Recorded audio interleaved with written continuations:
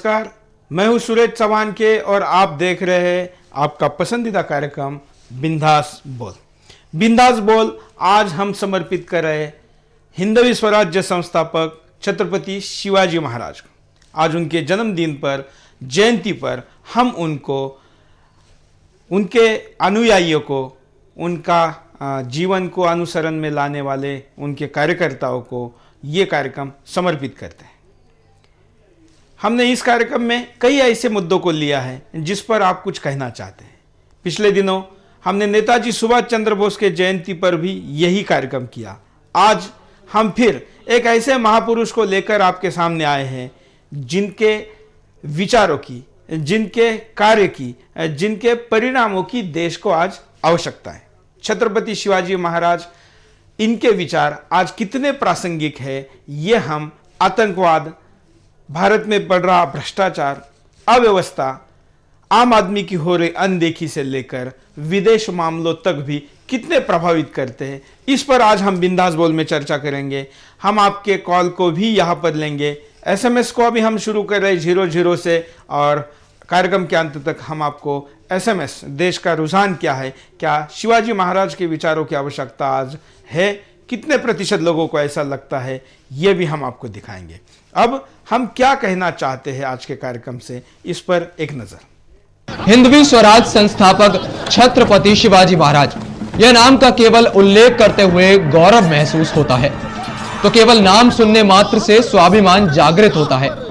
1200 साल तक भारत पर तलवार के बल पर राज करने वाले मुस्लिम शासक इस नाम को सुनते ही डरते थे। इनको काबू में करने के लिए दिल्ली तख्त के सर्वे सर्वादृष्ट औरंगजेब को खुद महाराष्ट्र जाना पड़ा था। औरंगजेब के सारे मोहरे शिवाजी ने अपने अतुल्य शौर्य से जीत लिए थे और घमंडी औरंगजेब के विरुद्ध दिल्ली आकर लड़ने के बजाय उसको ही अपने प्रभाव क्षेत्र में खींच लाने की शिवाजी महाराज की रणनीति थी, जो इतनी सफल हुई कि दिल्ली की सभा के लिए अपने पिता व सगे भाई की हत्या करने वाले औरंगजेब को वीर मराठों ने दिल्ली वापस लौटने नहीं दिया और रासोरा के निकट कब्र खोद दी।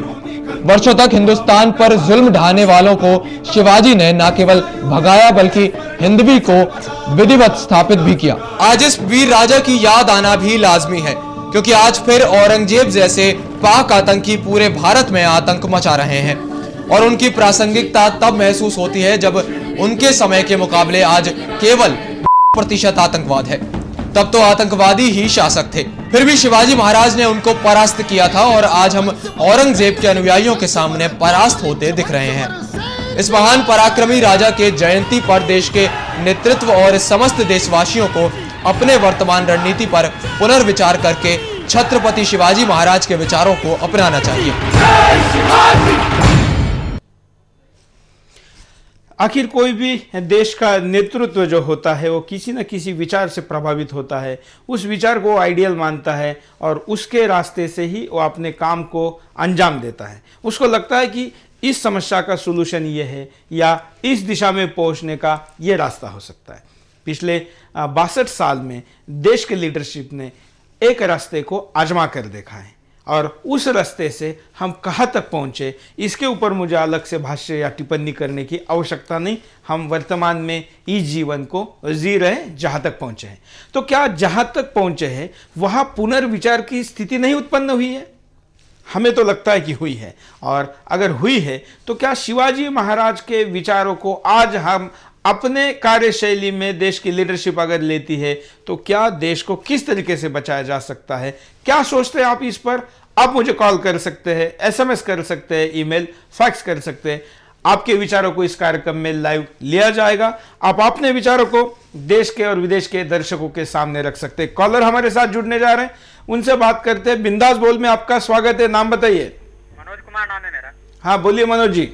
मैं बिहार बेगूसराय से बोल रहा हूँ। बोलिए बोलिए। हम ये जानना चाह रहे हैं कि शिवाजी जी के जो भी विचारधारा थे उनकी विचारधारा का तो अनुसरण हो नहीं रहा है, और सबसे बड़ा तो ये विडंबना है कि जो उनके विचारक पार्टियां हैं जो काम कर रही हैं वो कहाँ हैं। शायद उनको भी पता नहीं है कि उनके विचारधाराओं को कैसे जैसे में लोगों तक पहुँचाया जाए। बिल्कुल, बहुत बात अच्छी की आपने। कार्यक्रम के शुरू में ही आपने पहला कॉल किया है और आपने उनका नाम लेकर राजनीति करने वाले लोगों को ही पहले जो सवाल पूछा है, इसका जवाब उन लोगों को देना पड़ेगा, क्योंकि शिवाजी महाराज सर्वसमावेशक मानते थे, हर भारतीय को, हर हिंदू को अपना मानते थे।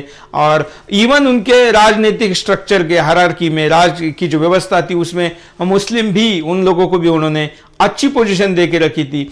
ऐसे में शिवाजी महाराज का नाम लेकर राजनीति करने वाले पार्टियों को आपके कॉल का जवाब देना पड़ेगा। धन्यवाद कॉल करने के लिए। अब याद करिए कि शिवाजी महाराज तब की स्थिति, तब देश में चारों तरफ, बल्कि हम अगर दिशा में कहें तो दसों दिशा में मुगलों का राज था। आक्रमणकारी अत्याचारी प्रशासक थे जो तलवार के बल पर राज करना चाहते थे और करते थे। दूसरों के श्रद्धा स्थानों को कुचला जाता था। इंसान को तलवार से और उसके श्रद्धा स्थानों को तोपों से तोड़ा जाता था। और ऐसे में इन सब लोगों को, दहशत में अपना राज चलाने वाले लोगों को शिवाजी के सामने क्यों नतमस्तक होना पड़ा? जिस औरंगजेब ने अपने पिता की हत्या जिस गद्दी के लिए की, अपने भाई, बड़े भाई, उसकी हत्या जिन्होंने जिस गद्दी के लिए की, वो गद्दी छोड़कर शिवाजी ने मजबूर किया औरंगजेब को महाराष्ट्र की तरफ कुछ करने के लिए। और महाराष्ट्र में आने के बाद उसको उसमें इतना उलझाए रखा कि औरंगजेब दोबारा दिल्ली की तरफ नहीं आ पाया। आज अगर हम विचार करें कि आज जो आतंकवाद हमारे सामने है, तब के आतंकवाद के तुलना में 1% से कतई ज्यादा नहीं है, क्योंकि तब तो आतंकवादी ही सत्ता में थे, उनका ही शासन चलता था। वो झुंड में घोड़े पर बैठकर आते थे, गांव को लूट जाते थे, और बड़ी सेना लेकर आते थे, आपके धार्मिक तीर्थ स्थान को उजाड़ कर लेके जाते थे। और फिर पंढरपुर का पांडुरंग हो या सोमनाथ मंदिर हो, किसी को नहीं छोड़ते थे। आज तो चोरी छुपे औरंगजेब के अनुयायी हमला कर रहे, और उतने में ही हम इतने घायल हो गए हैं कि संवरने को तैयार नहीं है। तो ऐसे में शिवाजी की नीति आज अनुकरणीय है, उपयोग में लानी चाहिए। क्या करना चाहिए, क्या सोचते हैं आप, हमको बताइए। कॉल करिए, SMS करिए, अपनी बात रखिए। आपकी बातचीत को विदाउट एडिट करें, हम लाइव में टेलीकास्ट करेंगे। अब हम आपको दिखाते हैं शिवाजी महाराज के वो किले, वो दुर्ग, जिनके आधार पर उन्होंने अपने राज्य की व्यवस्था निर्माण की थी। आज हमारे प्रशासक उस दिशा में नहीं सोचते हैं। आपके सामने उनके गूगल मैप से जोड़ा हुआ ये उनका किलों का साम्राज्य।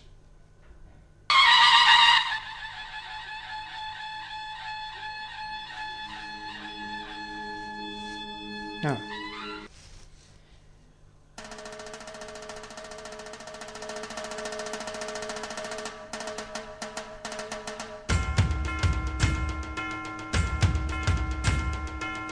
ये लोहगढ़ किला है।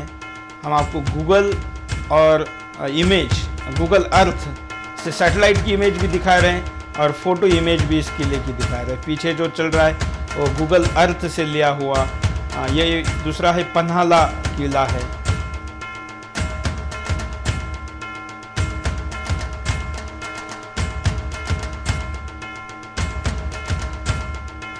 ये विजय दुर्ग है।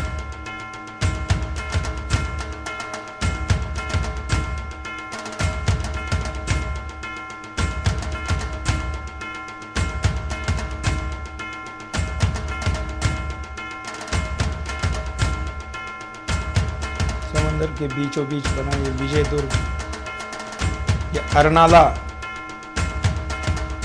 का किला है।